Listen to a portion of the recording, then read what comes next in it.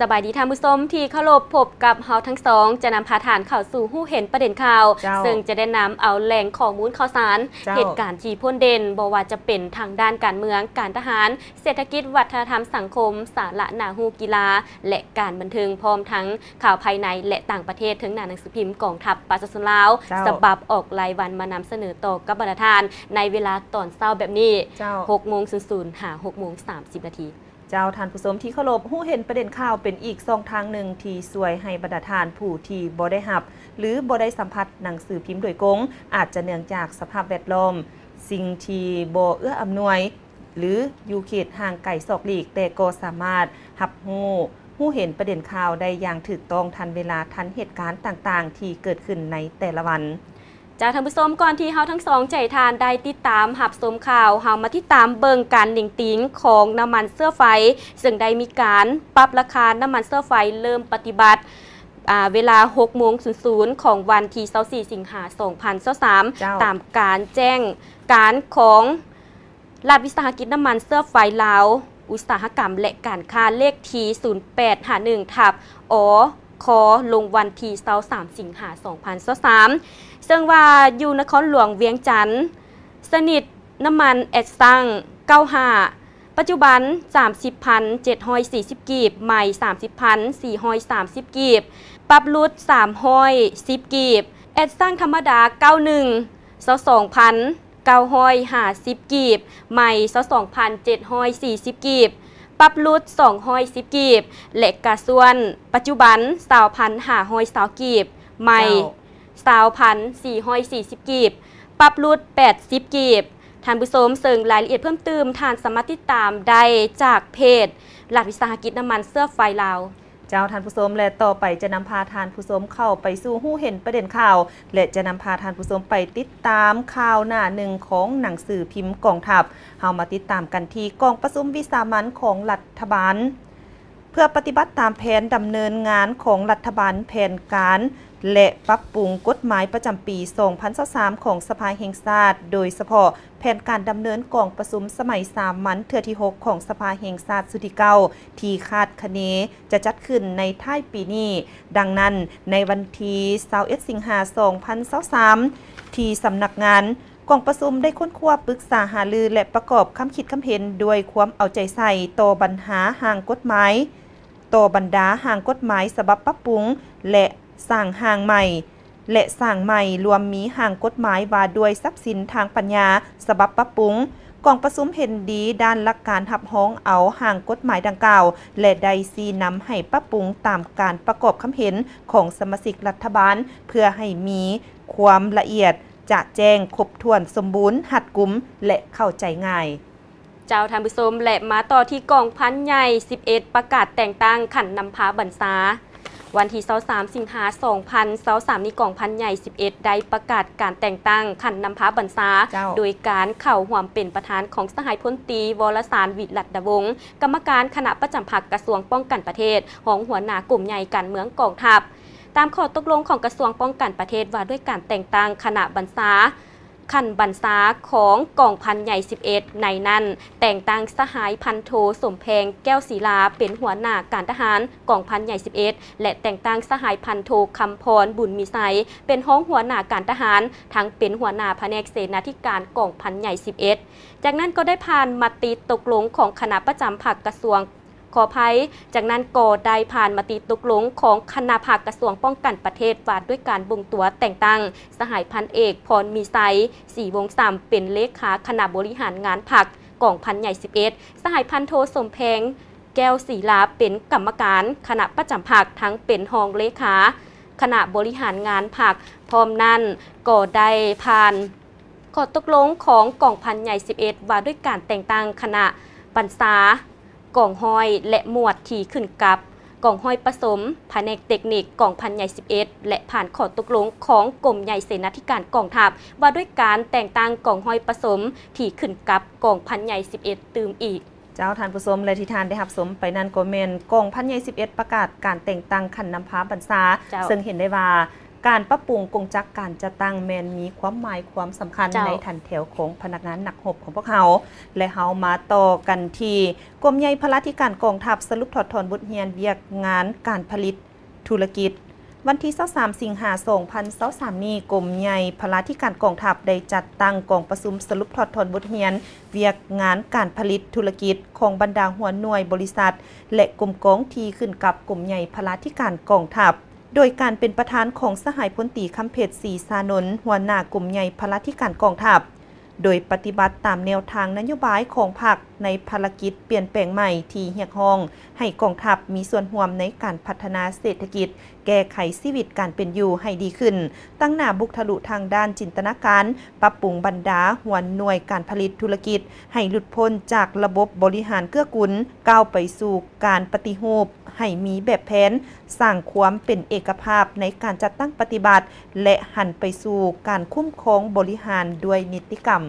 ท่านผู้ชมมาที่กองประชุมรัฐมนตรีสิ่งแวดล้อมอาเซียนครั้งที่17กองประชุมรัฐมนตรีสิ่งแวดล้อมอาเซียนครั้งที่17ที่สาธารณรัฐประชาธิปไตยประชาชนลาวเป็นเจ้าภาพได้เปิดขึ้นอย่างเป็นทางการในวันที่23สิงหาคม2023นี้ที่หอประชุมแห่งชาติเพื่อร่วมมือแก้ไขปัญหาด้านสิ่งแวดล้อมในขงเขตอาเซียนและภาคพื้นท่านผู้ชมซึ่งกองประชุมได้ดำเนินภายใต้การเป็นประธานของท่านนางบุญคำวรจิตรัฐมนตรีกระทรวงทรัพยากรธรรมชาติและสิ่งแวดล้อมกองประชุมรัฐมนตรีสิ่งแวดล้อมอาเซียนครั้งที่17ถือเป็นเวทีสำคัญในการปรึกษาหารือและตกลงเกี่ยวกับนโยบายมาตรการและแผนการระดับภาคพื้นเพื่อสนับสนุนในการคุ้มครองสิ่งแวดล้อมและการพัฒนาที่ยืนยงโดยหับความรู้และความคืบหน้าทางด้านผลสำเร็จของการร่วมมืออาเซียนด้านสิ่งแวดล้อมเจ้าและเฮามาต่อกันที่หัวหน้าห้องการผู้ต่างหน้ากระทรวงป้องกันประเทศรัสเซียเคลื่อนไหวเยี่ยมยามโรงงานประสานเหล่าภาคกลางวันที่18สิงหาคม2023นี้สหายพลตรีเดมิตรีกาเยฟวลาดิเมียโลวิชหัวหน้าห้องการผู้ต่างหน้ากระทรวงป้องกันประเทศแห่งสหพันธ์รัสเซียประจำสาธารณรัฐประชาธิปไตยประชาชนลาวพร้อมด้วยคณะได้เคลื่อนไหวเยี่ยมยามและเฮ็ดเวียกอยู่โรงงานประสานเหล่าภาคกลางสหายพลตรีเดมิตรีกาเยฟวลาดิเมียโลวิชก็ได้กล่าวแสดงความขอบใจมายังคณะอำนวยการโรงงานประสานเหล่าภาคกลางที่ได้ให้การต้อนรับอย่างอบอุ่นพร้อมทั้งยั่งยืนว่าจะสืบต่อเสริมขยายสายพัวพันหัวมือด้านต่างๆระหว่างกระทรวงป้องกันประเทศรัสเซียกับกระทรวงป้องกันประเทศลาวเจ้าและมาที่หัวหน้าการทหารกองบัญชาการทหารแขวงไซยบุรีโอลมพนักงานนักรบที่จะไปศึกษาหำเฮียน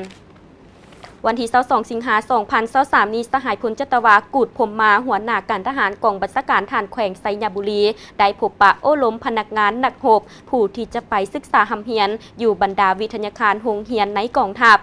ในการโอ้ล้มในครั้งนี้สหายพลจัตวากูดพรมมาได้ยกให้เห็นสภาพการของโลก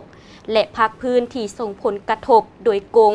ต่อการพัฒนาเศรษฐกิจสังคมของลาวก็คือกองทัพเฮาพร้อมนี้อย่างได้เน้นหนักให้พนักงานนักรบที่จะไปศึกษาหำเฮียนจงพร้อมกันยกสูงความรับผิดชอบต่อหน้าที่การเมืองของตนเจ้าและเฮามาติดตามกันที่หน่วยพักโรงงานทัดระเบิดหลังสองดำเนินกองประชุมใหญ่ครั้งที่1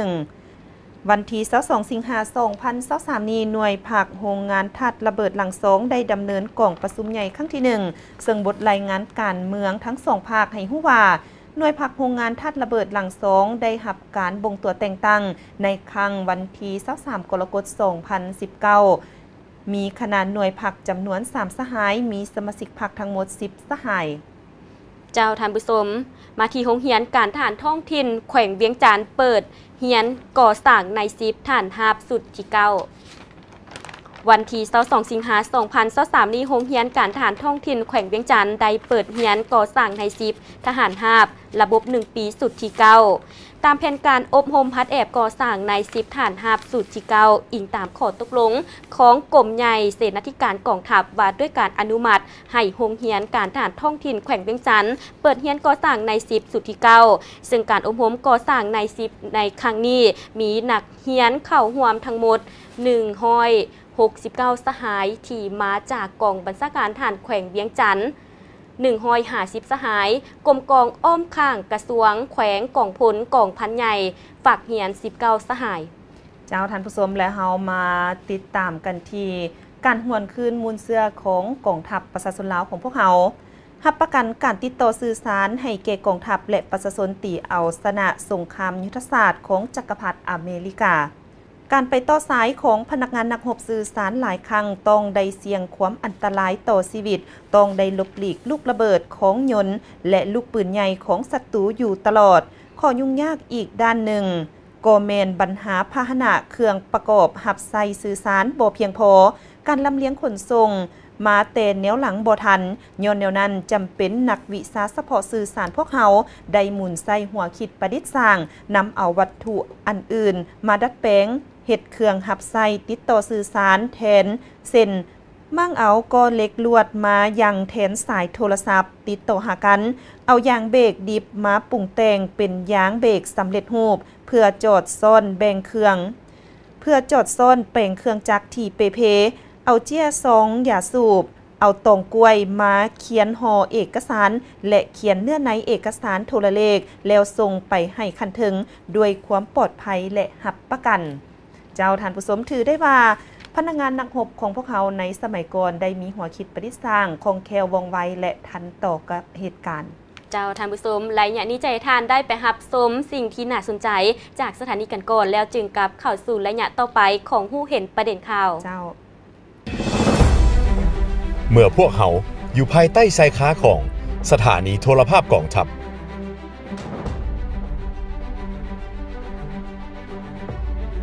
บ่ว่าจะใกล้หรือไกลสะดวกหรือยุ่งยากพวกเขาก็พร้อมที่จะเดินทางไปเอาข้อมูลข่าวสารเพื่อให้ท่านผู้ชมนั้นได้รับชมทันเวลาทันเหตุการณ์เฮา10 โทวรรณณีสยราชมีความภาคภูมิใจที่ได้รับใช้ประเทศชาติและรับใช้ประชาชน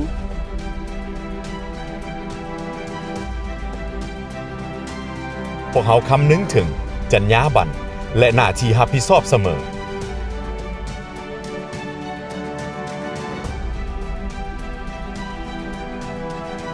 หัวใจหลักของการเฮ็ดเวียกแม่นว่องไวชัดเจนครบถ้วนและถูกต้องโทรภาพกองทัพกำเนิดเติบใหญ่ขยายโต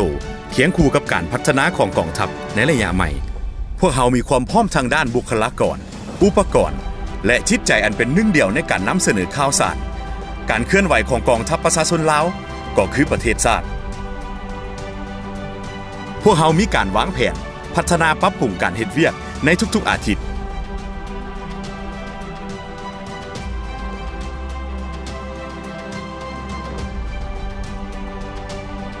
เพื่อให้แน่ใจว่าท่านผู้ชมจะได้รับสาระความรู้ที่ครบถ้วนและชัดเจน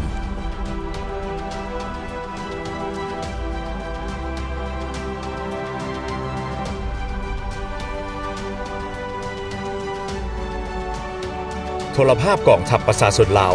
มุ่งมั่นก้าวไกลใส่ใจพัฒนาวิชาการจรรยาบรรณสื่อมวลชนฝึกฝนเที่ยงธรรม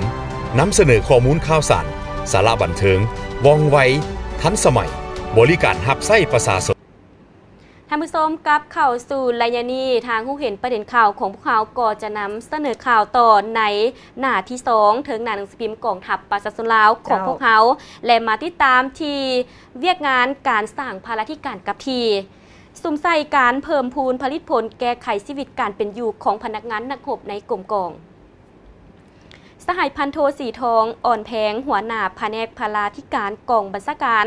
ทหารเมืองสังทองให้ฮู้ว่าเวียกงานพลาธิการแมนเวียกงานหนึ่งที่มีบทบาทสำคัญต่อกับการเลี้ยงดูกำลังและตัดสินตัดสินถูกการเคลื่อนไหวของกรมกองย้อนแนวนั้นไหลหยะพันมาก็คือปัจจุบันคณะภาคคณะบัญชาพวกเขาก็ได้เอาใจใส่ซี่นำหน่วยงานที่เกี่ยวข้องเอาใจใส่ทำการผลิตปลูกฝังเลี้ยงสัตว์เป็นต้นต่อการบริการต่างๆเป็นสำคัญบนพื้นฐานการอิงใส่เงื่อนไขภูมิประเทศเป็นสำคัญถึงแมนว่าเนื้อที่ดินเขตเมืองสังทองจะเป็นเนินสูงกว่าเอา40 ส่วนห้อยบวกกับทุนฮอนมีน้อยและปัญหาอื่นๆ แต่ก็เป็นสิ่งที่เฮาได้สุ่มใส่จัดตั้งปฏิบัติซึ่งว่า6เดือนต้นปี 2023 กลุ่มกองได้เก็บกู้อย่างพาราเป็นเงิน 12,160,000 กีบมีงัวเลี้ยง 13 โตวแบะ 18 โตวสั่งรายหับจากการปลูกฝัง13 ล้านกว่ากีบและเลี้ยงสัตว์ 17 ล้านกว่ากีบการบริการต่างๆเป็นเงิน 72 ล้านกว่ากีบเจ้าท่านผู้ชมเฮามาติดตามกันที่ข่าวที่2จากหน้าหนังสือพิมพ์ที่2สั่งน้ำมันเสื้อไฟเลข9สามารถตอบสนองและรับประกันด้านเวียกงานวิสาสะเพาะสหายพันโทคำหักลินนวงศ์หัวหน้าสั่งน้ำมันเสื้อไฟเลข9ได้ให้ฮู้ว่าเพื่อรับประกันเฮ็ดให้เวียกงานการเบิกจ่ายน้ำมันเสื้อไฟมีความรับประกันคณะพักคณะบรรษาสั่งน้ำมันเสื้อไฟได้ปฏิบัติข้อกำหนดกฎระเบียบเป็นจุดหนักเพื่อให้พนักงานหนักหบมีแนวคิดอุ่นเอียนทุนเทียงต่อหน้าที่เวียกงานวิสาสะเพาะมีความสามัคคีภายในนักแน่นมีความรับผิดชอบต่อหน้าที่การเมืองสูงสามารถเฮ็ดสำเร็จหน้าที่ที่คันถึงและการจัดตั้งมอบหมายให้เจ้าท่านผู้ชมมาที่กองพันใหญ่279ประกาศแต่งตั้งขันหัวหน้าแขนงการวันที่21สิงหาคม 2023นี้กองพันใหญ่279ได้ประกาศแต่งตั้งขันหัวหน้าแขนงการซึ่งตามข้อตกลงว่าด้วยการแต่งตั้งบรรดาหัวหน้าแขนงการที่ขึ้นกับกองพันใหญ่279กรมใหญ่การเมืองกองทัพตกลงแต่งตั้งสหายพันตีวงศาไสยสารเป็นหัวหน้าแขนงป้องกันภายในกองพันใหญ่279สหายพันตีบุญมีแสนเพชรสวงเป็นหัวหน้าแขนงกำลังพลสหายพันตีหลิสิทธิ์ไสอ้วนกวางจุนเป็นหัวหน้าแขนงสังรวมแผนกเสนาธิการและสหายพันโทคำปานพรวันเพชรเป็นหัวหน้าแขนงสู่หบสายพันตีเลียนสมสมัยเป็นหัวหน้าแขนงเทคนิคเหล่าหบกองพันใหญ่279เจ้าท่านผู้ชมและนั้นก็แม่นกองพันใหญ่279เห็นได้ความหมายความสำคัญในการประกาศแต่งตั้งขันหัวหน้าแขนงการและเฮามาติดตามกันที่แผนกพลาธิการห้องหมอบริเวณ107สรุปเวียกงานพลาธิการ6เดือนต้นปีแผนกพลาธิการห้องหมอบริเวณ107ได้สรุปเวียกงานพลาธิการ6เดือนต้นปีและวางทิศทางแผนการ6เดือนท้ายปี2023 6เดือนต้นปี2023เป็นต้นแมนเวียกงานรับประกันเกี่ยมพร้อมรับใส่พาหนะฉุกเฉินมีรถเกี่ยมพร้อมน้ำมันเสื้อไฟข้าวสารและอื่นๆถือว่าแผนกหงหมอบริเวณ107กองทัพของพวกเขาแมนได้มีความเกี่ยมพร้อมในทุกสถานการณ์เพื่อเกี่ยมรับมือกับภัยต่างๆที่อาจจะเกิดขึ้นเจ้าท่านผู้ชมมาที่ข่าวเปิดการแข่งขันกีฬาเขต2คำนับหับตอนวันสั่งตั้งกองทัพประชาชนลาวครบรอบ75ปีพิธีเปิดการแข่งขันกีฬาเขต2ที่กองบัญชาการทหารเมืองปากอู่แขวงหลวงพระบางเป็นเจ้าภาพในวันที่21สิงหาคม 2023ซึ่งการแข่งขันกีฬาในครั้งนี้ประกอบมี2ประเภทคือกีฬาการทหารและกีฬามวลชนสำหรับกีฬาการทหารจะได้แข่งขันแล่นประกอบอาวุธปืนอากาศระยะ400 เมตรกีฬานักรบแข่งแหง 3,000 เมตรสำหรับกีฬามวลชนจะได้แข่งขันกีฬาบานเตะบานส่งกระต้อเปตั้งยิงซ้ายในนี้มีทีมนักกีฬาจากกองบัญชาการทหารเมืองปากอู่เมืองปากแสงเมืองโพนไซเมืองจอมเพชรนครหลวงพระบางโรงเรียนการทหารท้องถิ่นกองห้อย13และกองห้อย6เข้าร่วมเจ้าและเฮามาต่อกันที่โฆษณาต้านปรากฏการณ์ย่อท้อในทันแถวสาวหนุ่มวัยหนุ่มทหารนครหลวงเวียงจันทน์ในอาทิตย์ผ่านมากองบัญชาการทหารนครหลวงเวียงจันทน์ได้จัดตั้งกองประชุมขบวนการโฆษณาต้านปรากฏการณ์ย่อท้อในทันแถวสาวหนุ่มวัยหนุ่มทั้งนี้เพื่อเป็นการสร้างขบวนการคำนับหับตอนวันสำคัญต่างๆของศาสตร์ของกองทัพให้เป็นขบวนการฝึกฟื้นอย่างแข็งแรงพร้อมกันนั้นยังเป็นการโฆษณาปรากฏการณ์ย่อท้อในทันแถวสาวหนุ่มวัยหนุ่มให้ผู้เข้าร่วมได้รับรู้และเข้าใจอย่างลึกซึ้งเจ้าท่านผู้ชมซึ่งเห็นได้ว่าพรรครัฐบาลเฮาแม่นเห็นได้ความหมายของความสำคัญของวัยหนุ่มสาวหนุ่มที่อนาคตข้างหน้าจะเป็นกระดูกสันหลังของประเทศชาติเจ้าท่านผู้ชมและยานี้ใจทานได้ไปรับชมโฆษณากันก่อนแล้วจึงกลับเข้าสู่รายงานสุดท้ายของฮู้เห็นประเด็นข่าวเจ้าเมื่อพวกเขาอยู่ภายใต้ชายคาของสถานีโทรภาพกองทัพ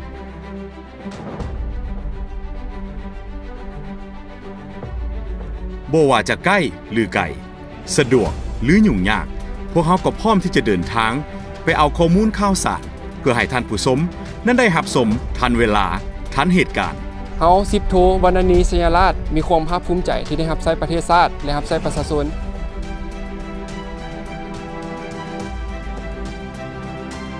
พวกเขาคำนึงถึงจรรยาบรรณและหน้าที่รับผิดชอบเสมอ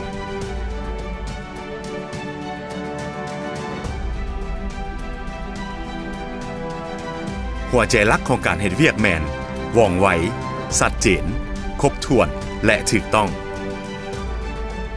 โทรภาพกองทัพกำเนิดเติบใหญ่ขยายตัวเคียงคู่กับการพัฒนาของกองทัพในระยะใหม่พวกเขามีความพร้อมทางด้านบุคลากรอุปกรณ์และจิตใจอันเป็นหนึ่งเดียวในการนำเสนอข่าวสารการเคลื่อนไหวของกองทัพประชาชนลาวก็คือประเทศชาติ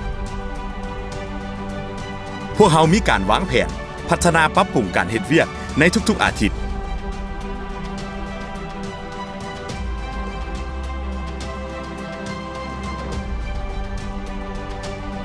เพื่อให้แน่ใจว่าท่านผู้ชมจะได้รับสาระความรู้ที่ครบถ้วนและชัดเจน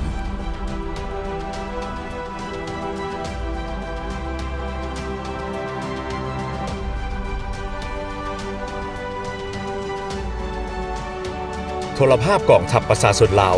มุ่งมั่นก้าวไกลใส่ใจพัฒนาวิชาการจรรยาบรรณสื่อมวลชนฝึกฝนเที่ยงธรรมนำเสนอข้อมูลข่าวสารสาระบันเทิงว่องไวทันสมัยบริการรับใช้ประชาชนท่านผู้ชมกับข่าวสู่รายงานสุดท้ายของผู้เห็นประเด็นข่าวมาติดตามที่วงจรเศรษฐกิจ6 เดือนต้นปี 2023 เศรษฐกิจแขวงคำมวนขยายตัวในระดับ 5.34 ส่วนห้อยทานวันไซพงสวรรค์เจ้าแขวงคำมวนได้รายงานเกี่ยวกับการจะตั้งปฏิบัติแผนพัฒนาเศรษฐกิจสังคมงบประมาณระยะกลางสมัยปี 2021 หา 2023 ที่ทางแผนการท้ายสมัยปี 2023 หา ปี 2025 และระยะ 6 เดือนต้นปีทิศทาง 6 เดือนท้ายปี 2023 ต่อกล่องประชุมสมัยสามัญเทื่อที่ 5 ของสภาประชาชนแขวงคำมวนสุดที่ 2 ในวันที่ 22 สิงหาคม 2023 นี่ว่าการจะตั้งปฏิบัติแผนพัฒนาเศรษฐกิจสังคมและแผนงบประมาณของแขวงในระยะ 2 ปีครึ่งผ่านมาอยู่ในสภาพการที่ทั่วประเทศว่ารวมว่าเฉพาะภายในแขวงคำมวนมีทั้งการละโอกาสอุปสรรคและสิ่งท้าทายหลายด้านเป็นต้นการประเสริญกับความยุ่งยากทางด้านเศรษฐกิจการเงินกีบอ่อนค่าราคาน้ำมันเสื้อไฟราคาสินค้าหนิ่งติงสูงขึ้นปัญหายาเสพติดปัญหาปรากฏการณ์หย่อท้อในสังคมผลกระทบจากการระบาดของพยาธิโควิด -19 จึงได้ส่งผลกระทบทางกงและทางอ้อมต่อการจะตั้งปฏิบัติแผนพัฒนาเศรษฐกิจสังคมของแขวงเจ้าและเฮามาต่อกันที่โครงการสาลีแขวงเวียงจันทน์มอบอุปกรณ์ให้กลุ่มการผลิต3บ้านเป้าหมายโครงการสาลีแขวงเวียงจันทน์ได้นำเอาอุปกรณ์ไปมอบให้กลุ่มการผลิต3บ้านเป้าหมายของโครงการในเมืองหินเหิบแขวงเวียงจันทน์ที่โครงการบ้านหินเหิบเหนือบ้านโพนท้องเหนือและโครงการบ้านนาไตในการมอบครั้งนี้มีถึงพัฒนาธุรกิจกลุ่มหมักไม้กินหมากหมักเงาะบ้านหินเหิบเหนือมอบอุปกรณ์การผลิตกสิกรรมมูลค่า 55.9 ล้านกว่ากีบกลุ่มบ้านผลิตพืชผักบ้านพ้นท้องเหนือมอบเป็นอุปกรณ์การผลิตกสิกรรมมูลค่า 58.5 ล้านกว่ากีบและถึงนวัตกรรมกลุ่มผลิตพืชผักกินใบกินหมากบ้านนาใต้มอบอุปกรณ์การผลิตกสิกรรมมูลค่า 23 ล้านกว่ากีบรวมมูลค่าทั้งหมด137 ล้านกว่ากีบท่านผู้ชมภายหลังที่รับชมข่าวสารทางภายในกันแล้วมาติดตามที่ข่าวสารต่างประเทศมาที่ทานสีจิ้งผิงและประธานาธิบดีแอฟริกาใต้ร่วมกันให้สัมภาษณ์ต่อนักข่าวตอนบ่ายวันที่22 สิงหาคมนี้ทานสีจิ้งผิงประธานประเทศจีนและทานลานาโฟซาประธานาธิบดีแอฟริกาใต้ได้พบปะเจรจากันอยู่ทำเนียบประธานนาธิบดีที่นครหลวงเปโตรเลียหลังจากนั้นก็ได้ร่วมกันให้สัมภาษณ์ต่อนักข่าวซึ่งทานสีจิ้งผิงได้กล่าวว่า2 ประเทศลาวแอฟริกาใต้ควรเป็นคู่ร่วมยุทธศาสตร์ที่ไว้เนื้อเชื่อใจกันในระดับสูงพวกเขา ควรรักษาท่วงท่าที่ดีในการไปมาหาสู่ระหว่างขั้นศูนย์ขออภัยระหว่างการนำขั้นสูงเพิ่มทวีการแลกเปลี่ยนและการร่วมมือในขงเขตต่างๆสืบต่อลงลึกความไว้เนื้อเชื่อใจทางด้านการเมืองเพิ่มทวีการแลกเปลี่ยนทางด้านบทเรียนด้านการปกครองการบริหารประเทศเจ้าท่านผู้ชมและเฮามาติดตามกันที่ข่าวสองซึ่งเป็นข่าวต่างประเทศกัมพูชาได้นายกรัฐมนตรีคนใหม่อย่างเป็นทางการตามข่าวสารชินหัวรายงานวันที่22สิงหาคมว่าทานฮุนมาเนตเกิดวันที่20ตุลา1977เป็นลูกชายกกของสมเด็จเตโซฮุนเซนทานมาเนตแมนคนกัมพูชาผู้ทำอิฐที่เรียนจบจากวิทยาคารการทหารสหรัฐอเมริกาเรียนจบในระดับปริญญาโทและปริญญาเอกแขนงเศรษฐกิจอยู่อเมริกาและอังกฤษก่อนได้รับการแต่งตั้งดำรงตำแหน่งนายกรัฐมนตรีกัมพูชาท่านมาเนตได้ดำรงตำแหน่งรองผู้บัญชาการใหญ่กำลังประกอบอาวุธราชอาณาจักรกัมพูชาทั้งเป็นผู้บัญชาการใหญ่กองทัพกัมพูชานอกนั้นบรรดาตำแหน่งสำคัญในกองทัพแล้วท่านฮุนมาเนตยังได้เลือกตั้งเป็นกรรมการบริหารพรรคประชาชนกัมพูชาในปี 2018 เจ้าท่านผู้ชมและยังอยู่กับข่าวต่างประเทศกันอยู่มาที่รัฐสภาไทยลงคะแนนเสียงเห็นดีให้ทานเศรษฐา ทวีสินเป็นนายกรัฐมนตรีคนใหม่ตามสำนักไทย PBS ข่าวรายงานวันที่22สิงหาคมนี้ว่าอยู่นครหลวงบางกอกประเทศไทยรัฐสภาได้ดำเนินกล่องประชุมร่วมของสภาผู้แทนราษฎรและสภาสูงเพื่อลงคะแนนเสียงเห็นดีหรือบ่เห็นดีต่อทานเศรษฐา ทวีสินที่จะเสนอโดยพรรคเพื่อไทยเพื่อให้สมาชิก2สภาเลือกเป็นนายกรัฐมนตรีคนใหม่ของประเทศไทยผ่านการลงคะแนนเสียงผลปรากฏว่าเสียงเห็นดี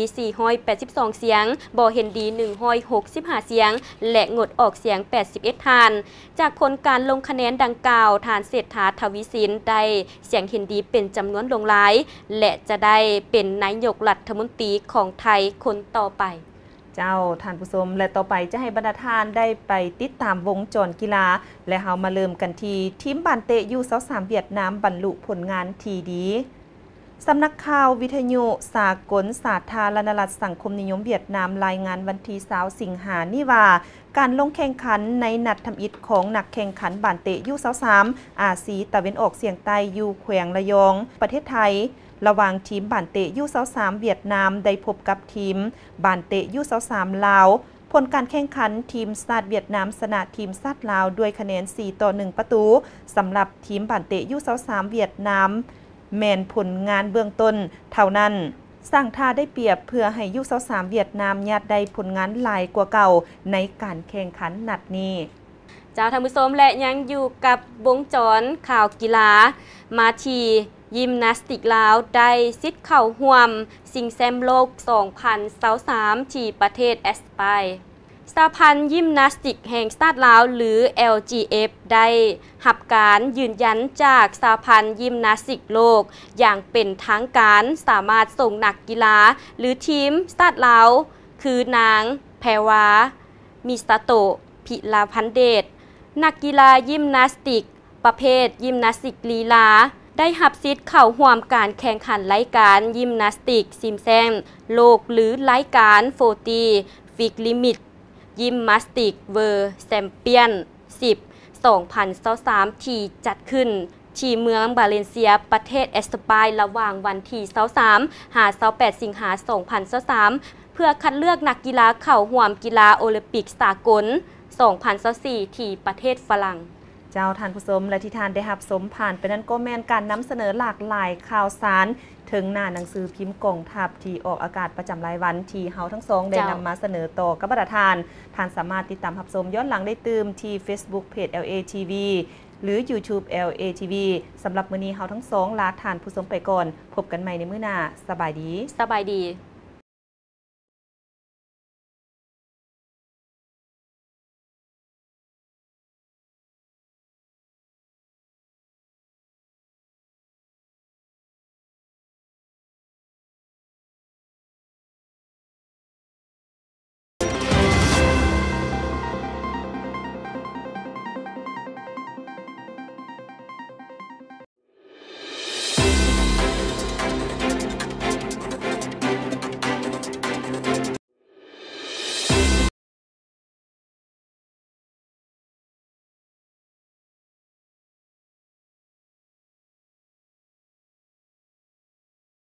ค่ะ